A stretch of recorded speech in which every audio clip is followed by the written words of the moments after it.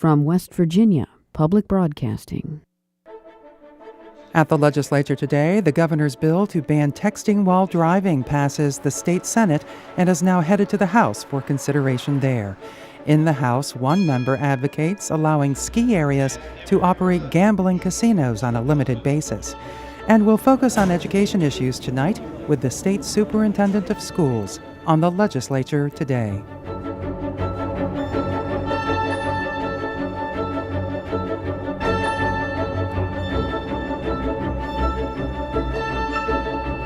Good evening, I'm Beth Voorhees. The legislation making texting while driving a primary offense passed unanimously in the Senate today. There was also unexpected debate on an issue not even on the calendar. Bob Brunner reports. Jackson County Republican Senator Karen Facemeyer says she doesn't expect her right-to-work bill to even be considered in committee, much less by the full Senate. But she says the lack of such a law costs us jobs every day, an assertion that Ohio County Democrat Orphy Klempa derides as the right to work for less.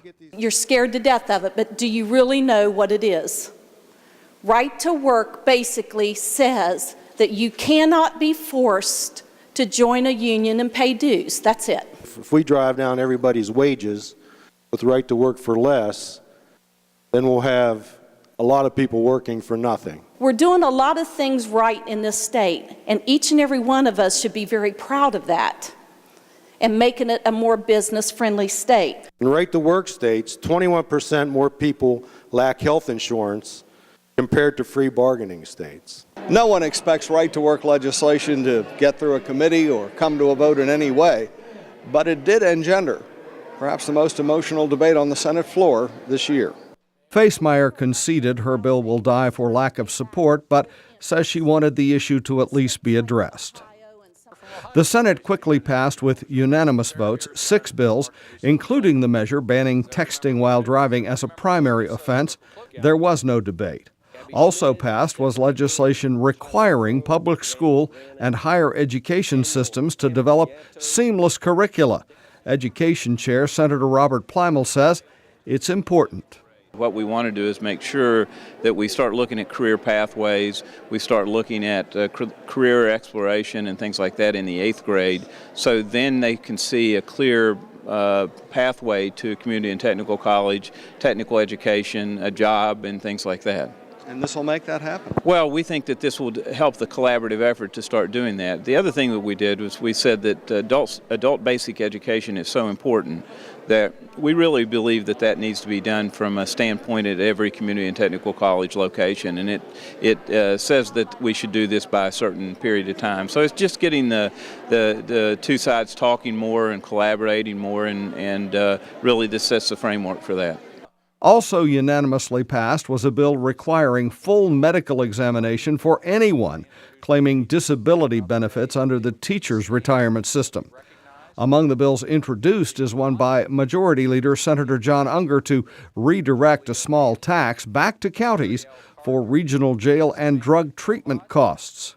What it does is takes the transfer tax that comes to the state, retains it in the county to do 2 things. One, to help with the regional jail costs, but also to set up substance abuse treatment. 80% or over 80% of those in jail today are there because of a direct or indirect connection to substance abuse. Well, the idea is if you have the treatments in those counties, maybe we can divert some of those individuals that end up in jail so they don't have to go to jail, so we wouldn't have the cost for the jail, but providing them treatment. So what this does is it helps prime the pump in order to get some resources to those treatment facilities and those programs in the counties and look at innovative research-based programs that can help people get back on track.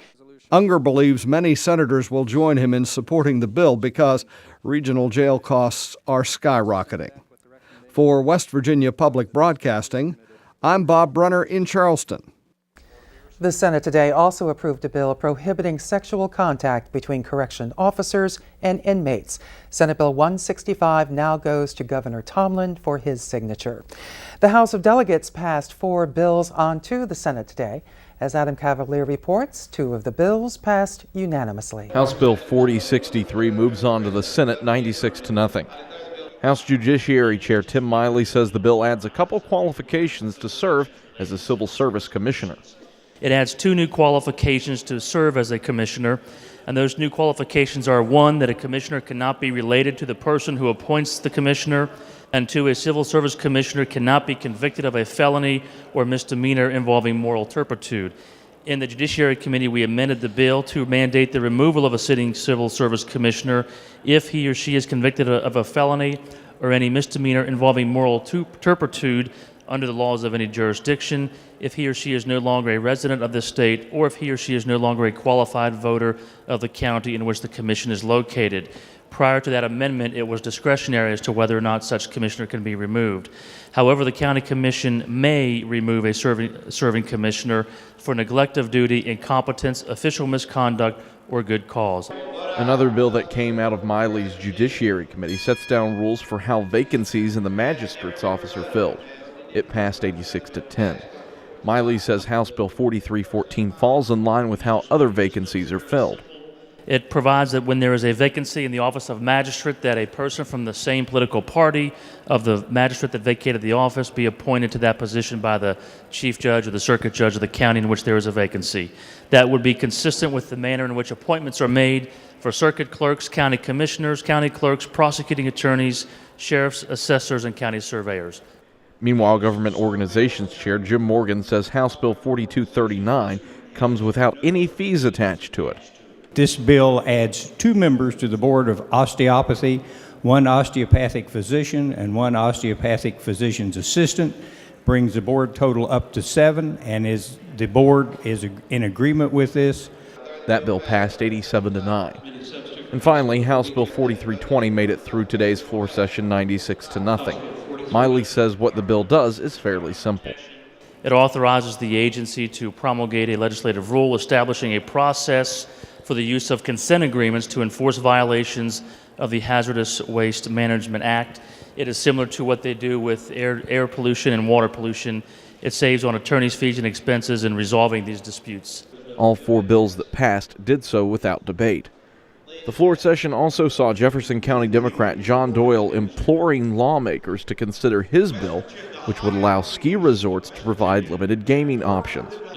Doyle says the state only has 2 ski runs that cover more than 1,000 feet. He says providing for more long runs coupled with gambling alternatives would boost the tourism business.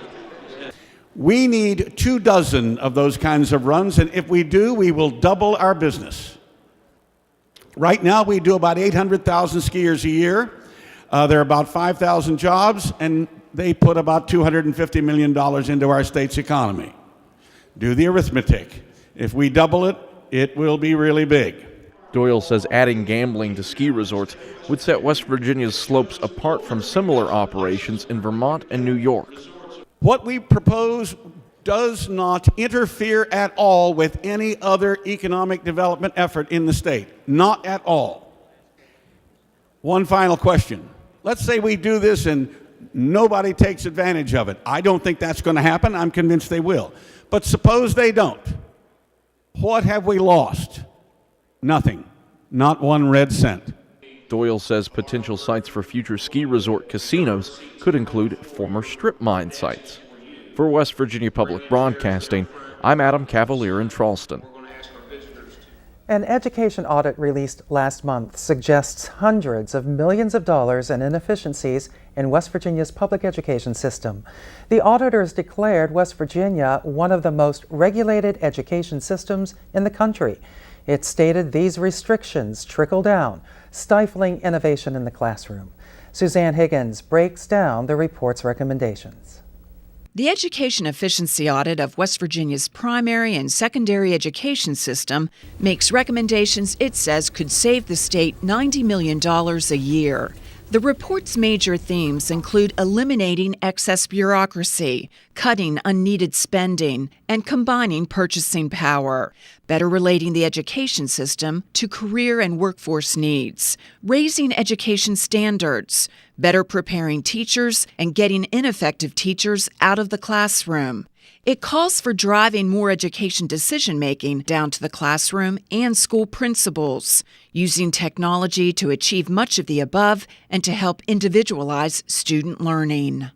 The first half of the report examines the functions of the Department of Education, which has 637 positions. When compared to other rural states, West Virginia has among the highest ratios of education agency staff to the number of students. So the report recommends reducing the number of assistant superintendents, executive directors, and assistant directors from its current 53 positions to 43. The audit also suggests reducing the rest of the Department of Education staff by 20%. The second half of the education audit focuses on improving student achievement, school building leadership, and classroom teaching. It recommends requiring all state education, workforce, and economic development agencies to coordinate their strategic plans, better integrating career preparedness into the standard curriculum, mandating 180 days per school year of instruction time, and aligning the work calendars of support personnel, modifying state code in order to fill vacancies with the most qualified person, regardless of seniority, establishing a Teacher for America program to recruit teachers to hard-to-serve areas, and ensuring all elementary teachers know the science of reading and elementary-level math. In addition, the audit calls for strengthening testing for teacher licensing, tying teacher pay to teacher effectiveness, not just advanced degrees and years of experience, supporting differential pay, offering higher salaries to teachers who choose to be judged on merit, giving principals control over staffing and scheduling, and the ability to schedule longer school days and school years, and allowing principals to have discretion to spend the school budget on the best programs and services for students. The last section of the report states the future of education is online learning. It recommends working with the private sector to ensure high-speed broadband internet access in every school, ensuring all students and teachers have computer access. Within 2 years, requiring districts to spend 50% of their textbook budget on online content rather than books, and 100% within the decade. Establishing and funding a West Virginia virtual school so that counties can use only state-approved online learning programs. And finally, increasing training in curricular use of technology. The audit was conducted by the Pennsylvania consulting firm Public Works. The authors say it took place over 4 months beginning last summer. More than 100 people were interviewed. For West Virginia Public Broadcasting, I'm Suzanne Higgins. In a moment, we'll discuss this audit and other education issues at this session with the State Superintendent of Schools. First, here's a look at some of the bills introduced in the Senate today. Among the bills introduced in the Senate today, Senate Bill 514 to provide that any person who maintains a roll-your-own cigarette machine at a retail establishment is deemed a manufacturer of cigarettes and would be required to pay the excise tax on cigarettes. Senate Bill 517 establishes a community garden work release program for male and female inmates to develop and reclaim areas around highways, lakes, parks, and other lands for beautification projects. The program shall be part of a Master Gardeners program and the development of community gardens throughout the state. Senate Bill 518 to prohibit certain persons convicted of a felony from being elected or appointed to public positions. Senate Bill 519 at the request of the Division of Motor Vehicles concerning the suspension or revocation of driver's licenses due to the non-payment of citations and a variety of other non-safety related reasons and license reinstatement procedures. Senate Bill 522 to create the Shale Research Education Policy and Economic Development Center at West Virginia University to focus on the prudent development and regulation of natural gas and liquid hydrocarbon from the shale resources in West Virginia and throughout the world. Senate Bill 526 to incrementally redistribute an existing excise tax on the transfer of real property so that over the course of 5 years, all monies collected will be paid to the county where the property is located instead of the state, and to require that monies paid to counties be dedicated to regional jails and substance abuse treatment. and Senate Bill 527 to revise the antiquated stock laws of West Virginia. The name has been updated to General Livestock Trespass Law. The bill clarifies damages for injury or loss to person or property from trespassing livestock. Up for passage in the Senate tomorrow, Senate Bill 222, creating a criminal offense for interfering with an emergency service call. The penalties for stopping someone from calling 911 are 6 months in prison and/or a fine of up to $500.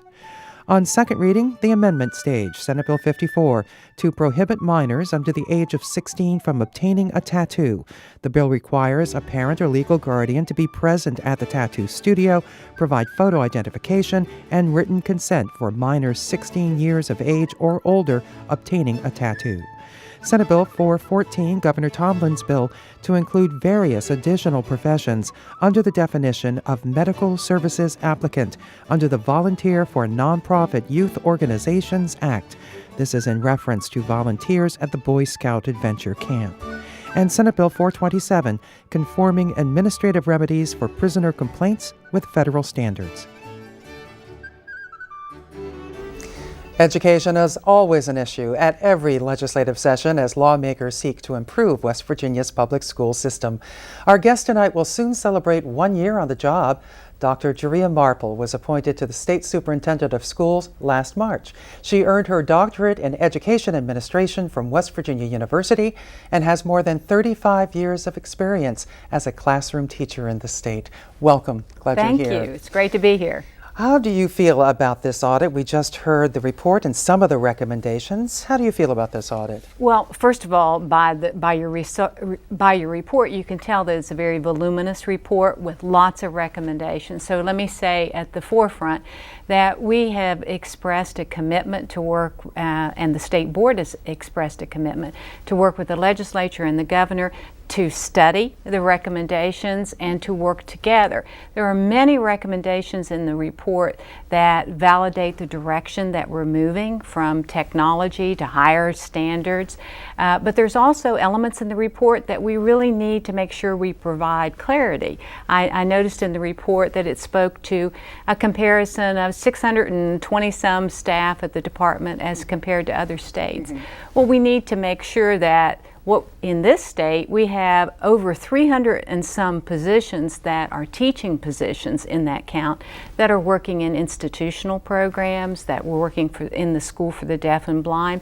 So we need to make sure as we analyze this report that we have clarity on what is correct and what may not be incorrect, and really to express a commitment to work together. We want to be efficient, we want to be effective, and we've already presented to the State Board 20-some recommendations that we believe we can begin to implement now. So is there a timetable for these recommendations? Is the legislature or the governor expecting these recommendations to be implemented by such and such a time or year? I don't think there's a timetable because of the complexity of many of the recommendations require statutory changes. And so that's going to require time and study. And I think that we ought to view these recommendations through a filter. Will it be good for children? And will it make our teachers more effective and provide the support and resources they need? And then if we can answer yes to those, then those are the things that ought to come to the top of the plate in terms of we need to develop a time schedule to implement. So what are the State Board of Education's legislative priorities this session? One of the first tasks that I was given when I became superintendent was to make sure that when we go to the legislature this year that we build stakeholder input and buy-in to what are the priorities. So we began that process early on, talking to every superintendent and to get buy-in from local boards that represent the people. So when we went across the street with our legislative priorities, they reflected 53 of the 55 counties saying, these are the priorities, these are the needs.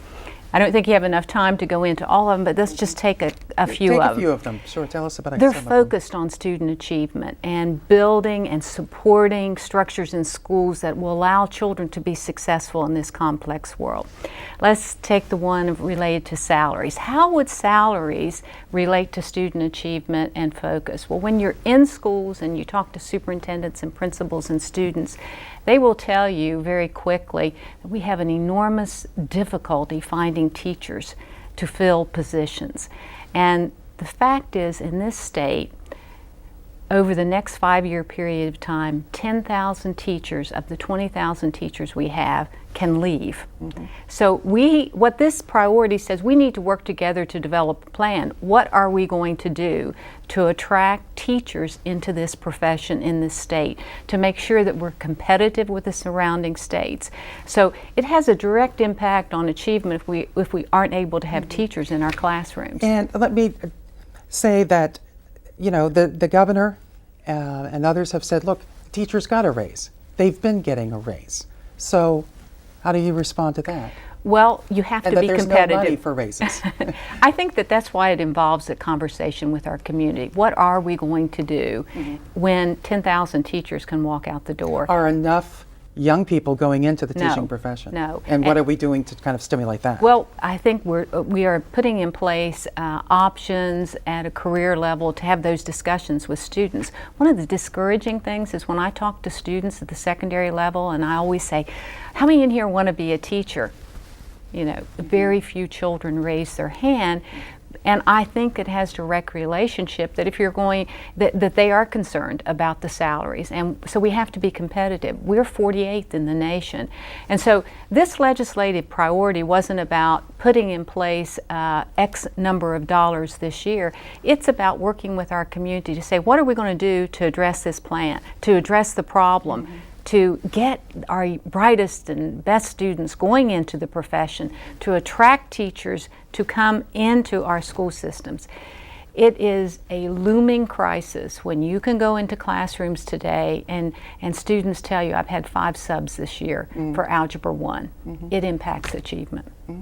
What other priorities do you have? One of the big priorities that you actually mentioned in the audit report was that of technology. We have to find a way to provide equity of access to all of our students from pre-K through 12th grade because we know that with technology, children can learn 24/7. They're not going to be restricted to the time that they're in school. It addresses a lot of the issues in this state of inclement weather. We can provide flexibility to our students if they have the technology to do it. What kind of technology? What are you talking about? We're talking about a variety of devices, but also a support system. Our legislative priorities said we're trying to break this down into manageable units. We want over this next 4-year period of time to provide one-to-one access for 6 grades of students. We want to provide technology integration specialists that can help our teachers and our students access the world of information as it relates to a higher level of standards. And we want to provide that technical support. You always have to have people in the building that make it work. Students today know technology. This is what Senator Prezioso was saying. They know technology. They know how to use it. They know how to use an e-reader, an iPhone, an iPad, things like that. Can't you, knowing that, how do you use what they know about technology, which is a lot, for their own education? What students tell me is when I come to school, I have to power down. I don't have access to technology. I have 30 minutes once a week in a computer lab.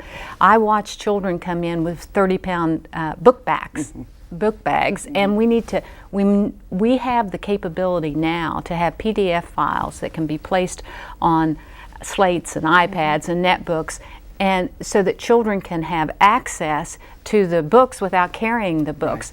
They do have the skills, but they have to have the technology to go with it. And that's going to revolutionize education more than anything else. No big book bags. Superintendent of Schools, Dr. Taria Marple, thank you very much. Thank you. And here's a look at some of the bills introduced in the House today. Among the bills introduced in the House today, House Bill 4423 to create the West Virginia Winter Program to promote healthy living and improve lifestyle and increase longevity of West Virginia residents by competing in various athletic and cultural events in the 55 counties. The bill provides that the program be administered by the Office of Healthy Lifestyles. House Bill 4425 to require a landlord to address issues of the accumulation of moisture and the growth of mold to protect the health and safety of the tenants and perform mold remediation in accordance with professional standards. House Bill 4427 to provide a procedure to address livestock that are in dire or extreme condition. House Bill 4434 to require carbon monoxide detectors be installed in apartment buildings, condominiums, 1- and 2-family dwellings, and cabins intended to be rented or leased, dormitories, bed and breakfasts, and rooming and lodging facilities. And House Bill 4437 to allow ski resorts to become limited gambling facilities. On second reading in the House tomorrow, House Bill 4271 to require the electronic submission of reports relating to the business and operations of licensed mortgage lenders, brokers, and servicers, and to release the Commissioner of Banking from the duty to publish an aggregate analysis of the information. And House Bill 4356 to add a misdemeanor for child neglect, creating a substantial risk of bodily injury. Legislature Today. Tomorrow, Michael Sullivan, a former governor of Wyoming and former U.S. ambassador to Ireland, will be among our guests. He's in West Virginia to discuss a proposal for a special energy trust fund with lawmakers. Also joining us is Ted Bettner, the director of the West Virginia Center on Budget and Policy. I'm Beth Voorhees. Thanks for joining us. Good night.